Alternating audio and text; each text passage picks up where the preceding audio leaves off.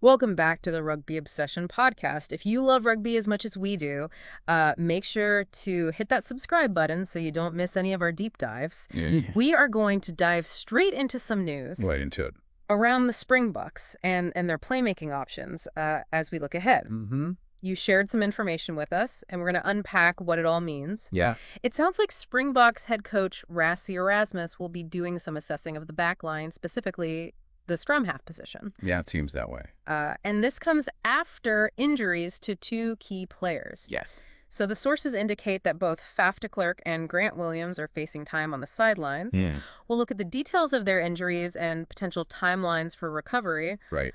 This is definitely something for Springbok supporters to keep an eye on. Yeah, for sure. So what exactly is going on with Faf de Klerk? What kind of injury are we looking at here? So reports are indicating that he has suffered a fractured thumb. Oh, wow. And typically that means about 6 to 8 weeks out of action. Oh, yeah.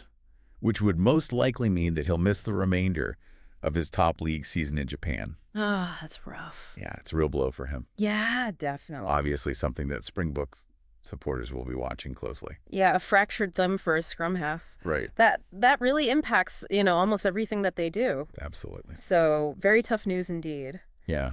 And then turning to Grant Williams, the source material mentions a back issue that's been sort of ongoing. Yeah. What can you tell us about that? So he has been dealing with this back injury for several months now. Wow. And it reportedly stems from that Investec Champions Cup match against Exeter Chiefs. Okay. Initially, it seems he continued to play despite discomfort. Oh, wow. Which is kind of Ooh. amazing, really, when you think about it. But Yeah. more recently, he actually missed a Sharks game. Right. Due to what was described by his coach as a neck issue. Right. But the more detailed reports suggest that it's actually a C7 lateral mass hairline fracture, which, for clarity, is a small fracture in one of the bones on the side of the seventh vertebra in his neck. Okay. So not great. Not ideal, no. Yeah. So a significant period of time that he will be out as well. Yeah, it looks like he'll need a period of rest and rehabilitation. Right. Which will likely keep him off the field for over a month. Over a month. So Right. potentially significant time on the sidelines for both of these key scrum halves. Yeah, that's right. So that presents a real challenge Yeah. for the Springboks' depth in that vital position. Yeah, it does. If you're enjoying this conversation about Faf de Klerk and Grant Williams, make sure to subscribe to the Rugby Obsession podcast for more in-depth analysis. Definitely. On a slightly brighter note, it seems that even though Faf might miss the rest of his club season, he should be available for the Springboks mid-year series. If selected. Yeah, if selected, that's right. So that's a positive sign. Yeah. It is. While the timing of the injury isn't ideal, the indication that he should be fit for the international window is certainly encouraging. Right. And I think it kind of highlights the different pressures and timelines involved in both club and international rugby. Right. What's interesting here is that de Klerk is among the overseas-based players that are invited to the Springboks alignment camp. Right. Starting very soon, actually. And it suggests that Rassie Erasmus was already planning to assess his condition. And these injury developments will undoubtedly make that assessment even more critical. Absolutely. This alignment camp now takes on even greater significance. It does. Erasmus will not only need to gauge de Klerk's recovery, but also he's going to have an increased need to evaluate other potential options at scrum half. Yeah. So this begs the question, considering the distinct playing styles that Faf and Grant bring, Okay. Faf with his box kicking and his defensive grit, and then you have Grant with his electric pace, Yeah. how might Erasmus look to compensate for their potential absence? And who else might be in contention? Yeah. That's a big question, isn't it? Yeah, it is. The tactical implications, I think, are pretty significant.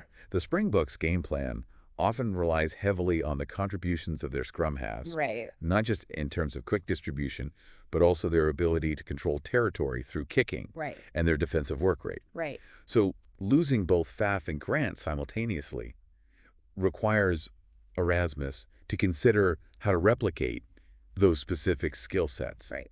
It raises an interesting question for the team. Will they look for like replacements in terms of playing style? Or might this open the door for someone with a different skill set to potentially offer a new dimension to their attack? That's so interesting. Yeah, I think it's a really intriguing scenario. Yeah. We know that experience at the highest level is invaluable. Right. But sometimes these unexpected situations can lead to the emergence of new talent. Absolutely. It's really exciting. The article also touches on Faf de Klerk's mindset as he approaches the kind of later stages of his career. Right. He seems incredibly determined He does. to continue playing for the Springboks. Yeah, and I think what's striking is his proactive approach to managing his body Right. and his clear desire to prolong his career at the highest level. Right.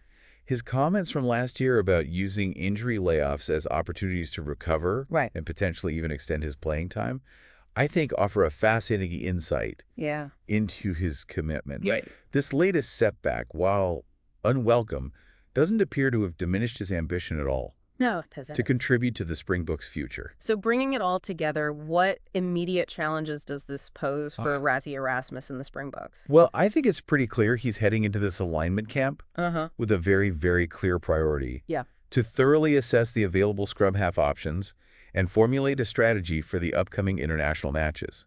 Right. It's a situation that demands both adaptability Yes. and astute tactical planning from the coaching team. Yeah, absolutely. If we kind of connect this to the broader context, Okay.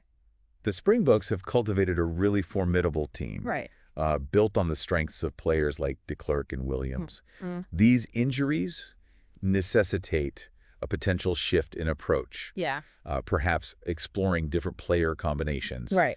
and even considering subtle adjustments to their game plan, Right. depending on who steps up. Right. It'll be a real test of the squad's overall resilience Mm-hmm. and the coaching staff's ability to innovate and find effective solutions. Well, you never want to see key players sidelined through injury. Of course. It does present opportunities for others to prove their worth. Yeah, that's right. Mm-hmm. It'll be compelling to see which players seize this moment and how Rassie Erasmus ultimately navigates this situation. Yeah, I think Springbok supporters will undoubtedly be following these developments with Bated breath. Yeah. With bated breath in the weeks ahead. Yeah, and you know what's particularly noteworthy, I think, is the timing.